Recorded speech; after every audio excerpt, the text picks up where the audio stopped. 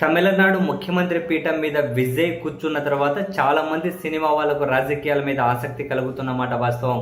ఆ మేరకు వాళ్ళు ఇంటర్నల్గా చర్చలు కూడా జరుపుతున్నమాట వాస్తవం.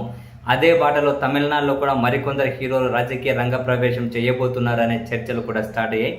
అండ్ ఇంట్రెస్టింగ్గా మన తెలుగు రాష్ట్రాల్లో కూడా ఇద్దరు ప్రధానమైన హీరోలకు సంబంధించి వాళ్ళు రాజకీయ రంగ ప్రవేశం అంటూ కొన్ని రోజుల నుంచి సోషల్ మీడియాలో పెద్ద ఎత్తున చర్చ స్టార్ట్ అయింది.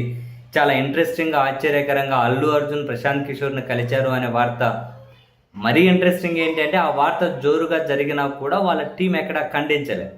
ఒకవైపు ఈ చర్చ జరుగుతూ ఉండగానే ఇప్పుడు జూనియర్ ఎన్టీఆర్, వాస్తవానికి జూనియర్ ఎన్టీఆర్ రాజకీయ రంగ ప్రవేశానికి సంబంధించి ఎప్పటి నుంచో చర్చ జరుగుతూ ఉంది. బట్ దాన్ని ఎప్పటికప్పుడు జూనియర్ ఖండించుకుంటూ వస్తూ ఉన్నారు.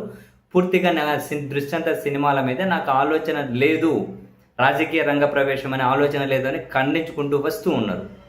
బాండ్ ఇప్పుడు జూనియర్ ఎన్టీఆర్ భవిష్యత్తులో చేయబోయే రాజకీయ రంగ ప్రవేశానికి సంబంధించి గ్రౌండ్ వర్క్ మొదలెట్టేశారు అని, దానికి సంబంధించి ఈ నెల 18వ తేదీన ఒక బిగ్ అనౌన్స్మెంట్ ఉండబోతుంది అని జోరుగా వార్తలు వెలువడుతూ ఉన్నాయి.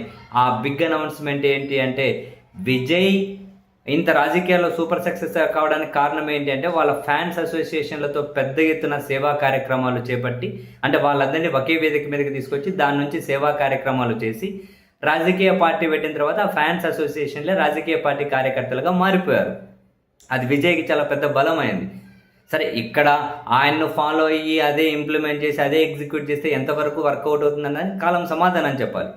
ఇప్పుడు జూనియర్ ఎన్టీఆర్ చేయబోయే బిగ్ అనౌన్స్మెంట్ కూడా ఆయన ఫ్యాన్స్ అసోసియేషన్లు అందరినీ కూడా ఒక బిగ్ వేదిక మీదకు తీసుకొని వచ్చేసి దాని ద్వారా సేవా కార్యక్రమాలు చేయబోతున్నారు. ఆ మేరకు 18వ తేదీ ఆయన సమావేశం కాబోతూ ఉన్నారు.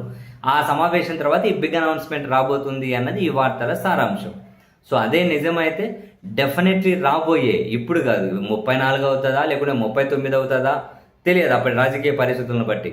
సో అప్పటి వరకు జూనియర్ ఎన్టీఆర్ తన ఫ్యాన్స్ అసోసియేషన్లన్నింటినీ ఒకే వేదిక మీదకి తీసుకొని వచ్చేసి వాళ్ళ ద్వారా సేవా కార్యక్రమాలు చేసి తాను రాజకీయంగా రంగ ప్రవేశం చేసేటప్పటికి ఈ ఫ్యాన్స్ అసోసియేషన్లే రాజకీయ పార్టీ శాఖలుగా మారిపోతాయి.